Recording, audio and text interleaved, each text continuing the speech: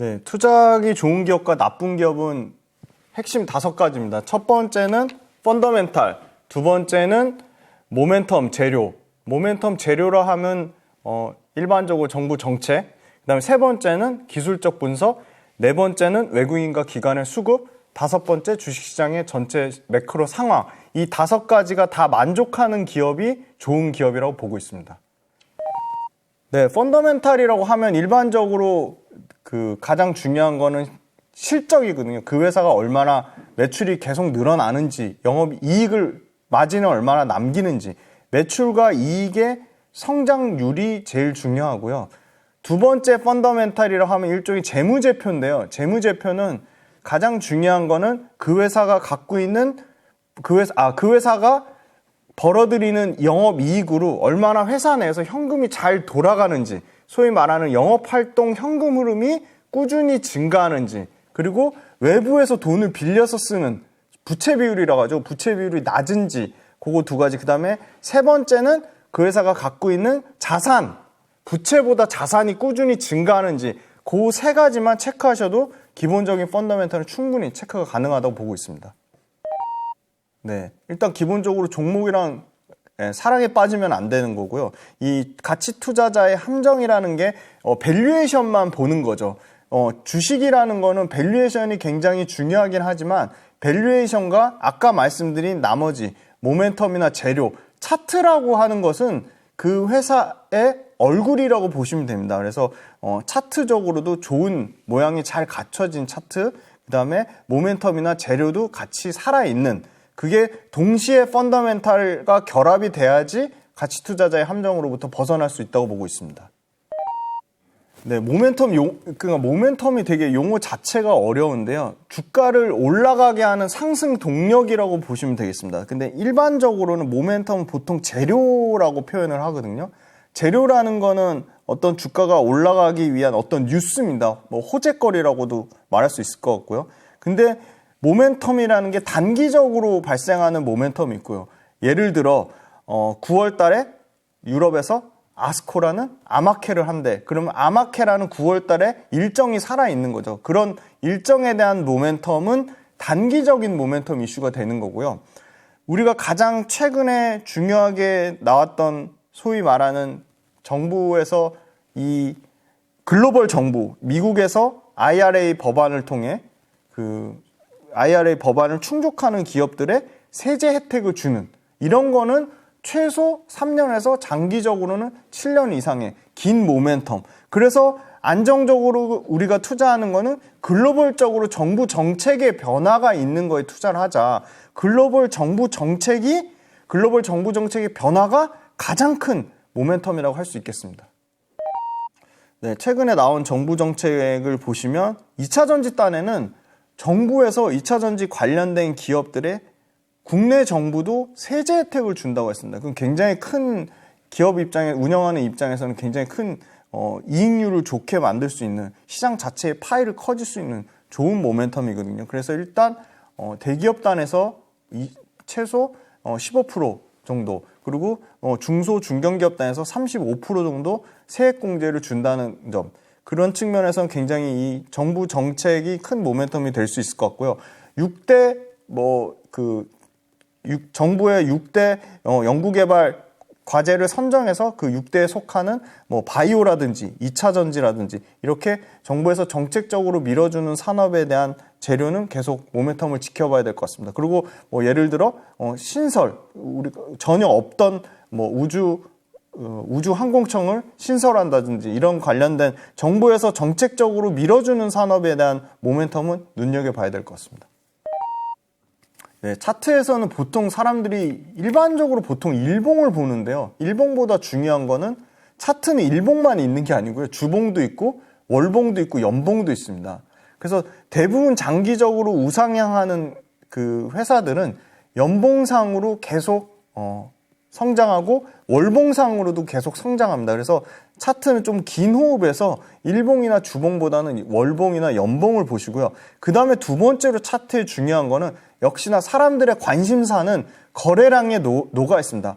거래량이라는 거는 파는 물량도 많지만 사는 물량도 합쳐진 게 거래량이기 때문에 거래량이 증가한다는 건 사실 연봉이나 월봉보다 더 중요한 거는 거래량입니다. 거래량이 증가한다는 거는 그만큼 그 회사나 그 회사가 속한 산업에 대한 사람들에 대한 그 기대감이 커진다는 거기 때문에 가장 우선순위로 봐야 되는 게 거래량이고요. 두 번째는 아까 말씀드린 차트에서 일봉, 주봉, 연봉, 월봉이 있다면 월봉하고 차라리 연봉을 보시라 그렇게 말씀드릴 수 있을 것 같고요. 세 번째는 차트에서 그 변곡점의 부분이 있습니다. 변곡점이라 하면 그 일봉이나 주봉상에서 가파르게 최소한 저점 대비 50% 상승해서 상승이 멈추고 기간의 형태든 가격의 형태든 꺾인 상태로 꺾인 가격에서 크게 빠지지 않고 유지되는 구간이 있습니다. 그거를 보통 일반적으로 눌림목이라고 표현하는데요.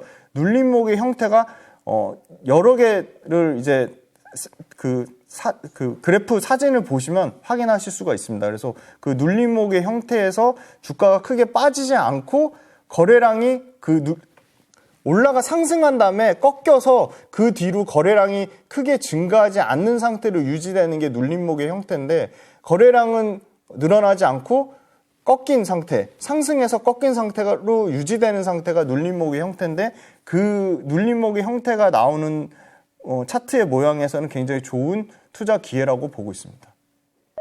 네, 아까도 말씀드렸지만 거래량이 증가하는 게 가장 중요한 첫 번째 포인트가 될 것 같고요. 그 다음에 두 번째는 그 차트에서도 그 가장 중요한 개념은 지지와 저항이라는 개념이 있습니다. 지지는 그 가격에서 더 이상 빠지지 않고 같은 가격대를 계속 반복적으로 나오는 가격이 지지의 가격대라고 볼 수 있고요. 같은 비슷한 가격대에서 계속 그 가격을 초과 상승하지 못하고 그 가격대에서 계속 맞고 가격이 계속 내려오는 구간이 있습니다. 그래서 가장 중요한 거는 그 그래프에서 지지와 저항을 체크하는 것이 좀 가장 중요하다고 말씀드리겠습니다. 차트만 보고 매매하는 거는 절대적으로 안 된다고 보고 있고요. 아까 말씀드린 모멘텀이나 재료랑 펀더멘털이 우선적으로 체크하신다면 펀더멘털이랑 펀더멘털과 모멘텀이 살아있는 종목 중에 차트를 고르셔야 된다고 보고 있습니다. 네, 기관의 수급보다는 외국인의 수급이 좀 더 그 연속성이 있기 때문에 외국인과 기관 수급이 둘 다 붙으면 가장 좋은 수급의 형태라고 보고 있지만 둘 중에 하나를 고르면 외국인의 수급의 연속성이 중요하다고 보고 있고요. 외국인의 수급은 개인마다 차이가 있지만 아주 짧게 봐서는 3일 정도 연속적으로 외국인의 수급이 들어오는 종목이 있다면 그 종목은 단기적으로 상승할 확률이 저는 높다고 보고 있습니다. 네, 저희처럼 외국인 기관이 이렇게 동시에 수급을 발표하는 나라는 없는 걸로 알고 있거든요. 그래서 외국인과 기관이 동시에 산다는 것 자체는 확률적으로 굉장히 높긴 한데 100%의 확률은 아니기 때문에 수급만 보고 주식을 사는 거는 성공 확률이 다른 예를 들어 차트만 보고 사는 것, 모멘텀만 보고 사는 것보다는 확률적으로 외국인 기관이 동시에 사는 거는 이 딱 한 가지 섹터, 아니 한 가지 조건만 봤을 때는 외국인 기관의 수급만 보고 사는 게 차트나 모멘텀 재료만 보고 사는 것보다 확률적으로 높을 수는 있지만 그렇다고 해서 수급만 보고 사는 거는 성공 확률이 당연히 100%는 아니기 때문에 그거는 좀 지양하고자 말씀드리겠습니다. 네, 수급을 볼 때 참고할 만한 사항은 가장 중요한 거는 연속성인데요. 아까 말씀드렸듯이 외국인이든 기관이든 최소 3일 이상의 연속성이 좀 중요하다고 보고 있고요. 두 번째는 그 수급에 보시면 최근에 그 프로그램 매수라는 게 있습니다. 프로그램 매수가 보통 들어오는 경우에는 단기적으로 상승할 확률이 높습니다. 그래서 최근에 제가 보는 거는 프로그램 매수세가 들어오는지를 보고 있고요. 그 다음에 세 번째는 외국인과 기관의 수급, 외국인과 기관 수급 외에 일종의 그 다트에 보시면 자사주 매매 내역 공시가 있습니다. 그래서 가장 그 기업에 대해서 가장 내부 사정이 가장 밝은 소위 말하는 기타 특수 관계인들이 매수하는 게 공시가 돼 있기 때문에 그 공시가 나오는 기업들의 수급을 좀 눈여겨보고 있습니다. 네, 매크로는 저는 개별 종목을 선정하는 데 있어서 사실 전혀 어떻게 보면 제일 중요하지 않다고 보고 있습니다. 사실 매크로 관련돼서 전반적인 주식시장 상황을 파악하는데 매크로가 필요하긴 하지만 개별 종목을 선정하는 데는 크게 도움이 되지 않고 있고요. 매크로 관련돼서는 지금 현재 아무래도 매크로가 좋을 때 상승 종목이 더 많아지고 하락 종목이 더 적기 때문에 그 종목을 선택함에 있어서 상승할 확률이 더 높아지는 거지, 종목 선정을 선택하는 데 있어서 가장 중요한 거는 그 산업의 동향이고 그 산업이 실제 연평균 성장률이 15% 이상 메가 트렌드 산업이 되냐, 그리고 산업의 침투율이 초기 단계인지 중기 단계인지 말기 단계인지 그거를 확인하는 게 더 중요하다고 보고 있습니다. 네, 매크로 지표에는 환율이 있고 금리가 있고 그다음에 여러 가지 원자재 가격이 있고 그다음에 주식시장엔 여러 가지 매크로 지표가 있는데요. 환율도 있고 뭐 금리도 있고 원자재 가격도 있습니다. 다 중요한 지표긴 한데 그건 업종마다 다 좀 차이가 있을 것 같고요. 가장 중요한 건 최근에 1년 동안 과거 코로나 이후로 계속 주식시장이 장기간 부진했던 이유는 역시나 금리에 대한 부분이 가장 컸습니다. 아무래도 주식시장에 기업에 투자한다는 거는 그 기업이 앞으로 미래에 대한 성장 가치가 높다고 보고 있기 때문에 기업에 투자하는 건데, 이 금리가 높은 기업은 금리가 높다는 거는 이 성장주의 관점의 측면으로 봤을 때는 성장주는 계속 외부에서 싸게 돈을 조달해 와서 계속적으로 캐펙스 투자를 하고 회사를 계속 캐파를 키워야 되는데, 이 외부에서 돈을 빌리는 조달 비용이라고 하는 게 올라가면 올라갈수록 성장주 입장에서는 굉장히 부담이 될 수밖에 없기 때문에 가장 중요한 지표를 꼽으라면 당연히 금리가 될 수밖에 없을 것 같고요. 두 번째는 외국인의 수급에 직접적으로 연결되는 거는 환율이 중요하기 때문에 환율도 외국인 수급과 관련돼서는 중요한데, 적정 환율이라는 거는 워낙 시시각각 변하기 때문에 환율보다는 저는 금리가 조금 더 중요하다고 보고 있습니다. 네, 플랫폼 같은 경우는 지금 사실 가장 중요한 게 이 광고 매출이 상당히 2년 동안 줄었는데 광고 매출이 좀 회복세를 보이고 있고, 플랫폼이 다양한 이커머스랑 결합된다든지 컨텐츠 쪽에 웹툰 쪽에서 빠른 성장이 나오면서 플랫폼도 바닥을 지나서 계속적으로 좀 전반적인 실적이 좀 회복 국면에 있고요.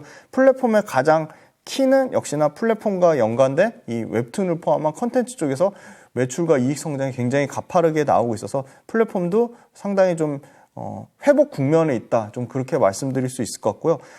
건설 쪽은 국내보다는 해외 포지션이 많은 회사들이 건설에서 해외에서 유가가 그렇게 크게 엄청나게 빠지지 않으면 중동의 오일머니를 통한 이 산유국들의 프로젝트가 굉장히 가파르게 늘어나고 있고, 이 중동 프로젝트 관련돼서 국내 주요 EPC 건설사들이 상당히 잘하고 있습니다. 그리고 이 우크라이나 외에도 이런 소위 말하는 이 기초 재난과 관련된 이 재건 프로젝트 관련돼서도 이런 건설과 관련된 인프라 관련된 회사들이 굉장히 좋은 호실적을 보여주고 있습니다. 그리고 마지막으로 이 건설 건자재 관련된 회사들이 소위 말하는 이 신흥국의 이 광물 수요, 채굴 수요가 굉장히 증가하면서 이런 관련된 전혀 이 큐가 없었던 분야, 광물 채굴 수요 관련돼서 건설 관련된 뭐 기자재, 인프라 관련된 회사, 일부 건설사들이 이런 광물 채굴, 신흥국의 광물 채굴 인프라 투자 증가에 따른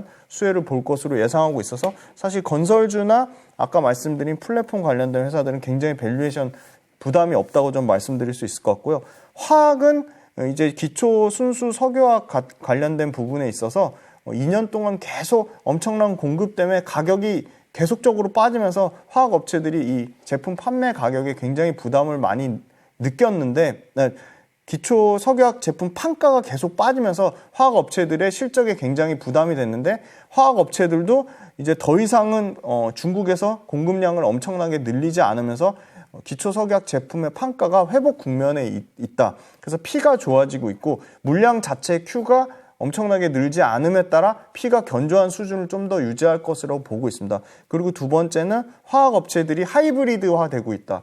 태양광 소재와 결합한다든지 2차전지 소재와 결합한다든지 IT 소재와 결합한다고 하면서 기초 석유화학 제품에서 매출과 이익이 부진한 부분을 상당 부분 신성장 동력으로 벌크업을 하고 있습니다. 그래서 신성장 동력으로 매출과 이익이 성장하는데 화학도 역시 플랫폼이나 건설 건자재처럼 굉장히 밸류에이션이 지금 낮습니다. 그래서 가격적으로 좀 부담이 없는 수준의 화학이 밸류를 받고 있다고 보고 있고요. 세 번째는 화학 업체들도 소위 말하는 매출과 이익이 신성장 동력으로 인해서 올해 상반기보다는 올해 하반기보다는 내년에 실적 성장이 가파르게 신성장 동력으로 인해서 실적 성장이 가파르게 나오고 있다. 그래서 화학은 P와 Q가 동시에 늘어나면서 C, 코스트, 비용단에서 계속 줄어들면서 이익률이 화학업체들도 차별적으로 좀 이익률이 좋아지고 있다. 그렇게 말씀드릴 수 있을 것 같고요. 그다음에 마지막으로 이제 제약바이오 관련된 회사는 일부 숫자가 찍히는 회사들, 그러니까 소위 말해서 해외 수출이 급격하게 늘어나는 헬스케어, 의료기기 쪽 회사들은 기존의 소위 말하는 중국 시장에서 이제 뭐 동남아로 진출하고 유럽과 북미 시장을 진출하면서 Q 물량의 성장의 파이를 엄청나게 키우고 있습니다. 그리고 헬스케어 업종들은 영업이익 마진이 30% 평균 전체 헬스케어 영업이익 회사들의 마진이 30% 이상 넘으면서 압도적으로 지금 그 전체 산업의 헬스케어 산업 전체가 그 주시장에서 가장 좋은 마진율을 기록하는 산업으로 굉장히 투자 매력도가 높다고 보고 있고요. 2차 전지에 가려져서 이 헬스케어 관련된 회사들이 굉장히 소외됐지만 글로벌 시장으로 진출하고 있다는 점, 그래서 물량, Q가 확대되고 있다는 점, 그리고 이 헬스케어 관련된 의료기기도 당연히 계속 판가를 계속 올리고 있습니다. 그리고 헬스케어 관련된 회사들은 소위 말하는 소모품이라는 게 매출에 대해서 이익 마진이 50%가 넘기 때문에 이런 헬스케어 관련된 회사들, 가격적으로 부담이 없는 플랫폼, 그 다음에 건설 쪽에 해외 수주에 대한 모멘텀이 있는 기업들, 화학회사들, 이런 회사들도 충분히 공부해볼 만하다고 판단하고 있습니다.